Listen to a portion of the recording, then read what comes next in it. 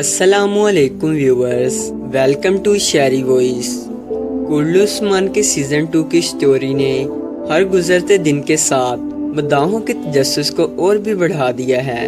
आज की इस वीडियो में हम बात करेंगे कुल्लू उस्मान के सीज़न 2 में आगे क्या होने वाला है।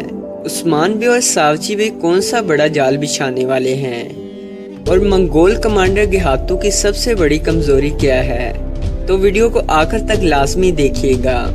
और अगर आप हमारे YouTube चैनल पर न्यू हैं तो चैनल को सब्सक्राइब कर दें। सबसे पहले बात करते हैं मंगोल कमांडर गेहातू की कमजोरी के बारे में। उसकी पहली कमजोरी तो उसका बेटा है और उसे अब यावक अरसलान एक मोहरे के तौर पर इस्तेमाल करेगा।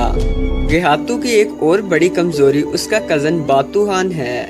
हालांकि सल्जोक महल में इस वक्त गेहातू है, फिर भी अर्तुगरुल भी इस मामले का हल निकाल लेंगे और गेहातू के कजन यानी बातू खान के साथ कोई डील करेंगे और उसे गेहातू को कई कबीले आने से रोकने के लिए कायल कर लेंगे।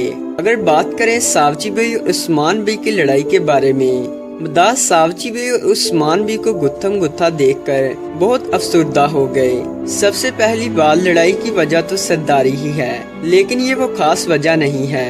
दरअसल उस्मान बई और सावची बई की लड़ाई की असल वजह यावक अरसलान, आया निकोला और खेमे में मौजूद हर किसी को ये तासुर देना है कि वो दोनों सरदारी के लिए लड़ रहे हैं। इस लड़ाई के बाद आधे सरदार उस्मान बई की साइड पर और आधे सावची बई की तरफ हो जाएंगे, लेकिन फिर वक्त आने पर उस्मान बई और सावची बई एक बड़े सरप्राइज के साथ आपस में मिलकर दुश्मनों को जाल में फंसा लेंगे।